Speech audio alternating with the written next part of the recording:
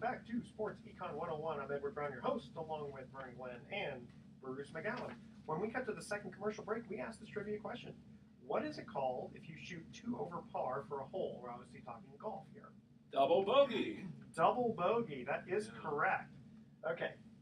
Where does the bogey come from anyway? Oh, the whole terminology? Yeah. I don't know. I don't know. That's a good question. Yeah. I mean, it's probably before Humphrey Bogart. I was gonna so say, it's going to be before him. Okay, how about this? Subliminal refereeing to help certain popular teams advance in the playoffs. Subliminal referee. Well, I'm just saying because I'm assuming the referee's not doing it on purpose. I mean, there's so much money. Oh, favoring the play. Yeah. So like you get a play and you go, let's see. I think we'd rather see the Spurs than the Warriors. Oh, wow. And so I mean, I don't know. I hate to say it, and again, getting back to that series, I've noticed a lot of calls going against the Warriors that normally wouldn't because the Spurs have the veteran players. The veteran players are always going to get the benefit of the doubt. They've been around longer, and if there's some contact, incidental contact, it's usually those veteran players know, they're not going to fake it. No, of course not. They're not going to flop. So I've seen so many turnovers. I mean, like palming the ball. I've seen that called. I was like, wow. You haven't seen that. That's the thing is they used to call that all the time. Yeah. Now They never call it. They never call it. It's just if they don't take the extra step, that's when they're not calling it. I love Magic Johnson. He may have been my favorite player of all time. That guy palmed the ball more than any other player I've ever seen in my life. Or what about Charles Barkley, where he would stop, then he'd take 2 steps back behind the 3-point line and shoot it, and he never called traveling on that. And then, getting into the subliminal refereeing here, this is a tough one. The Immaculate Reception. I heard afterward that, I don't know if this is true, but the referees got together and when they were in their huddle. It's a true story. That is true, right? Yeah. That's a true story. They asked somebody, could you guarantee our safety? Yeah. They went down into the dugout. If we call it the way we, And they said no, so they said, okay, we're going to have to vote for Pittsburgh on that. Yeah, no, it was. How much security can you give us? Because the fans had swarmed all over the field in celebration, and upstairs they said we can give you 4 guys. Touchdown! But the thing is, if you watch the replay, it's hard. I mean, Raider fans always get on, and John Madden and all those people, Jack Tatum. No. Frenchie Fuqua touched the ball. It's kind of hard to tell if he did. It's still, no matter how close you look at that. And the funny thing is that if it was done nowadays, it wouldn't matter. Only Frenchie Fuqua would know. It was a they free may not play. even know. Yeah. Right? I mean, sometimes it was such a bang play. Well, Franco Harris was just hanging out there. He didn't even know what was going on. He just figured I'm out of the play, and all of a sudden here comes the ball. And you watch the ball too. Normally you knock a ball down, it goes straight down. That ball went about 10 yards. It fluttered. Yeah. You look at the play. Bradshaw should have been tackled a couple of times. And then even when Franco Harris gets it, I don't remember who the last guy. All he had to do was just push him. Jimmy Warren. Well, the thing was, if he pushed him out of bounds, there was enough time in the clock that could have kicked the field goal and won the game because they were down 7-6 at the time. Oh, how many seconds were left in the clock? There were about 8 seconds left when he scored.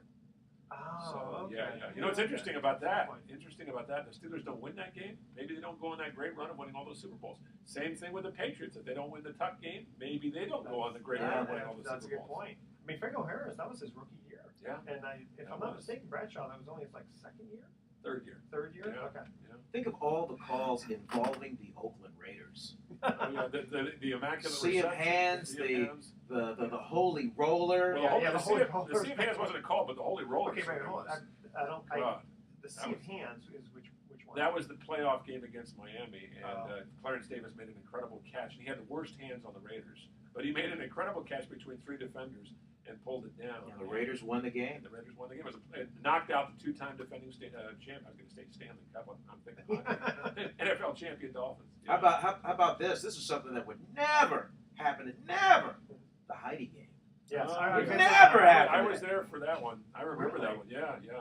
Well, the thing was that wasn't a controversial play. It was just the Jets making 2 huge mistakes. Yeah. They didn't pick up Charlie Smith out of the backfield on a short pass, and he goes 40, 50 yards for a touchdown. And then on the ensuing kickoff, Dick Christie, and I'll never forget this because I talked to Dick Christie years later, one of his own players runs into him and knocks the ball out of his arms. Wow. And it's rolling on the ground. The Raiders pick it up and score a touchdown. And then there's the NBC network switcher in New York that they couldn't get a hold of in time. Yeah.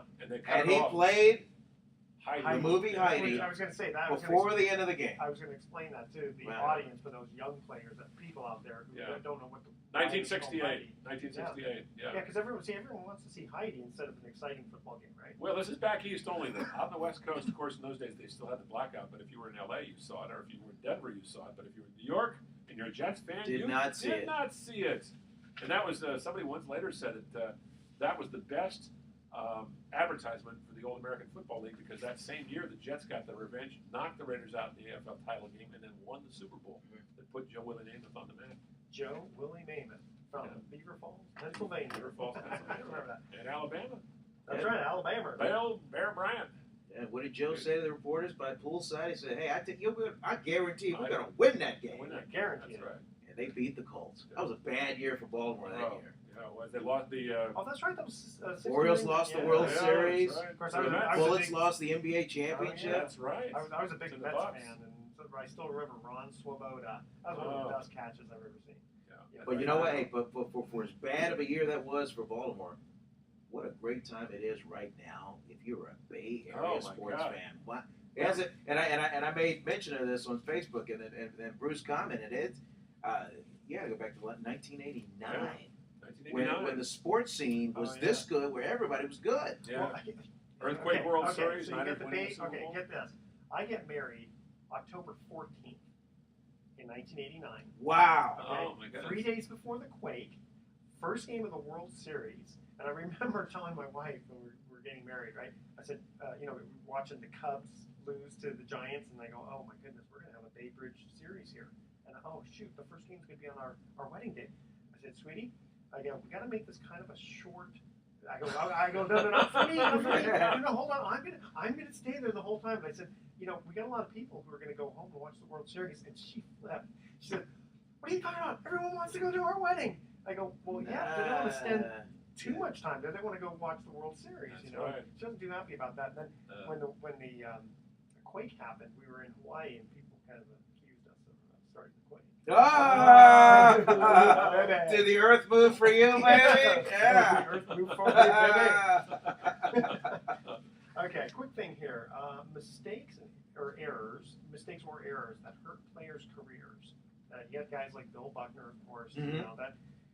He was actually a very good player, right? He played for the Dodgers, right? And then he gets traded, and he gets hurt knees. Plays for the Red Sox. Yep. Did he play for the Cubs too? Played for the Cubs. Yeah. And he was good, but I guess this was 18 years. 18 years in the league, or in both leagues. But did that ruin his life? Oh my wow. gosh. Well, I wouldn't say it ruined his life, but it certainly cast a pall on it. I mean, he had to live with that, and what a pain in the rear to have to walk around. Nobody remembers how great a career he had. Just that ball went right through your legs. Yeah. Cost you the World Series. But at least 2004, when they won the World Series, they finally forgave him. Yeah. He didn't care by that time. He's long gone. In the football world, I don't know why they just flashed before my eyes.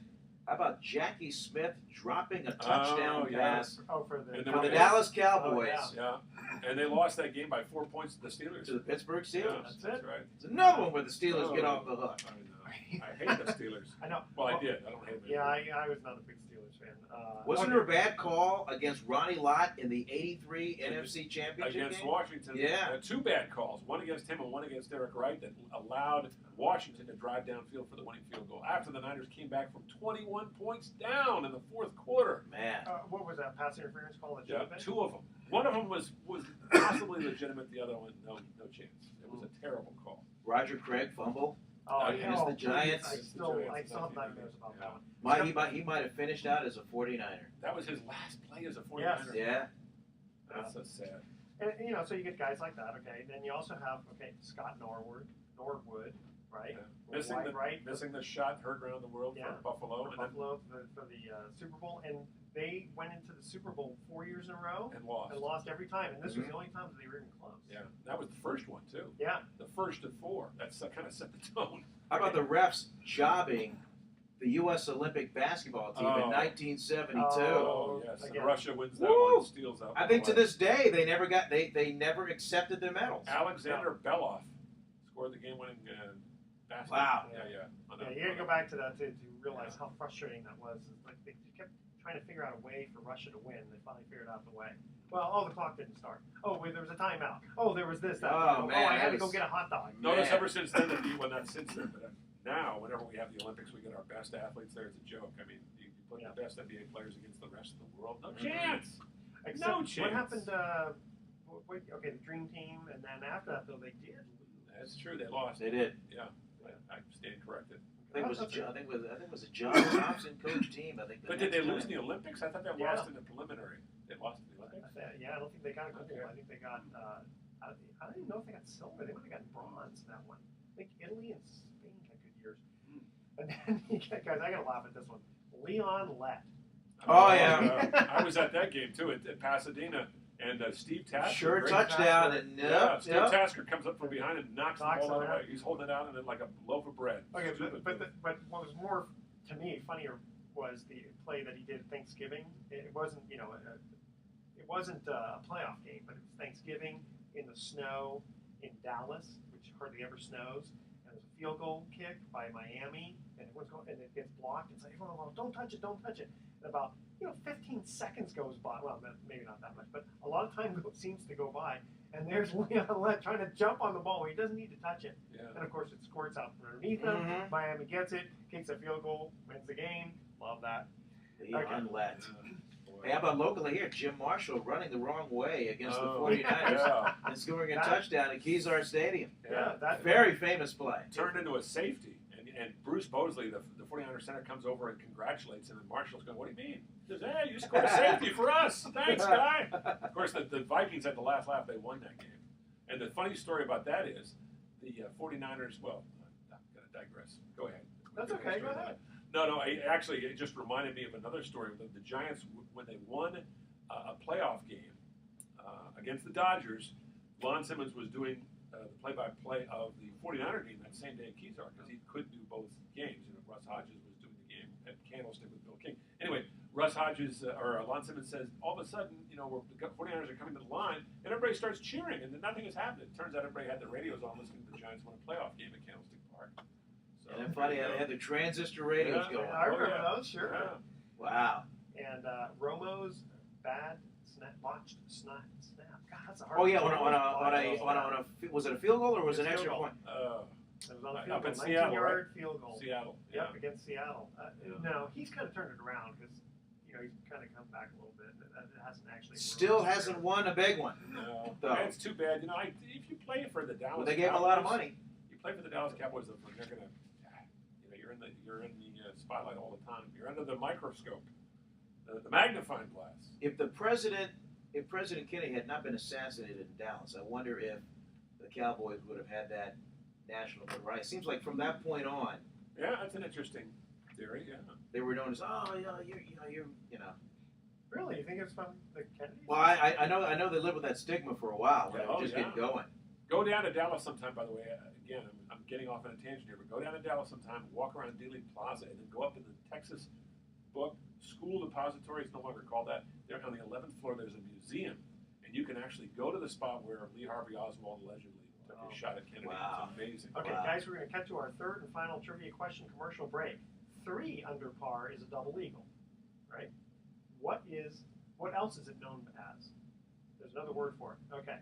First 3 callers with the correct answer win a free 3-day 2-night stay at the Lighthouse Resort. Their website is lighthouse4fun.com. Call 888-660-4495. That's 888-660-4495. You guys can remember this. Yeah. To answer this question, 3 under par is a double eagle. What else is it known as? Make sure to include your name, email address, speak slowly, and spell out your email 1 letter at a time. And don't touch that dial because Sports Econ 101 will be right back.